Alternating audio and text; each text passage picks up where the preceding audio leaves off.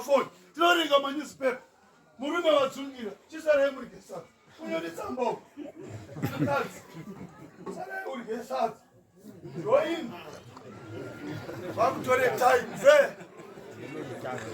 ndo patiri kuda kuti isusu vafundisi tidzidzise ipapo regai kuurayana mudzimba garai zvakanaka nevakadzi garai zvakanaka nevarume venyu ugarewo saka ndichangoti ugarewo chiendei kana 6 varoma 6 ugarewo uchatanga pa10 kana kumoti 6:1 ndikoti gaga muzende kuna Efeso 5:22 pana mai vaiverenga usiku ndokubhlawaya I know ugarewo uya vangu cherenga kana Efeso pata Efeso umwe pana varoma iya 6:1 ndikoti gaga kana ukasadzidza pakazara nhese saMwari kudai ukorere kudzidzawo shoko raMwari kuti regai ndiito mutsvene ndifadze Mwari nevanhu wafa ufa wakadaro kudenga zvaramba ugare kwaMwari panapa ndipo pane nyanzvi dzaMwari vanoimba vanoridza ngoma vanoparidza tendeukai umambo hwaMwari waswedera musasana mabishingoroya chirekerai kuroya chirekerai kuba chirekai upombwe varume vesawa nenyaya yopombwe vapole vanga vazurume zvekungonamatawo mufananidzo upombwe hwapedza vanhu murume akaita upombwe hasisi awa useless pabasa raMwari changa vachitoi zvidhori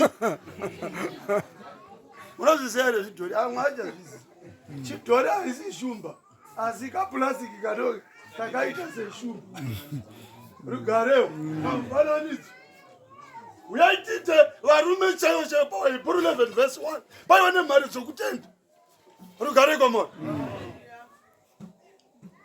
munofunga kuti varume imimi dai kuri kuti pakati pemaribs penyapa wamamhene dai paiva nekazvipo tokumbirawo kumbovhurawo tichimbonoti pamwoyo penyu pakati tomboti vamamhene tombokumbirawo vangoti vakuvhura musharuka zvichakanaka rugarewo musharuka tombovhura ipopo rugarewo pashata gadzirisai ukuchaona kuti neproblem ya2019 nanhasi 2024 uchinazvo zvaungana kudai mumunhu hamuonani naMwari reurirai zvivi zvenyu muregerere kana uri mukadzi taurirai naye zvakanaka naisi hauchaindi kumusha kwako matiraka unoenda chi vikidai upedzi kumusha kwake ndekupi ndopane ishu ipapo rugarewo garai nevakadzi venyu zvakanaka garai nevarume venyu zvakadii ndokuti muone nyasha nyasha dziri kutaurwa hadziuyi pavanhu vanotukana rugarewo inoti chii yes munhu wafa kuzvivi waita upenyu pana Mwari kufa completely dead vamwe mahalf dead havana kufa zizo rimwe rekede tingati wakafa gare kwaMwari anokusanangudza pamusoro pemunhu wakafa munhu wakafa nange waida doro kunyambeise kabhotoro apasisina kana waida zvibhakera kunyambodai ungoramba rakadai wai akafa makafa here vana mai muzvii makafa here chaizvo chaizvo ini namuzi ndinozi chihera hakusisina chihera muna Kristu rugarewo hakusisina madhuwe munani chinomborema kubaramira murume wako wakafambira chii waona masho kubati hazvibvi Anashaka ni mungamiri wedu makadini. Inena ndini mukatsuno ndikwadamira zvakanyanya usikagwadamiri murume wake. Amen. Rugareo. Isai moyo wenyu wese mamai pamurume wako wawakafambira. Nevana vanodzidza mai vanokwadamira baba.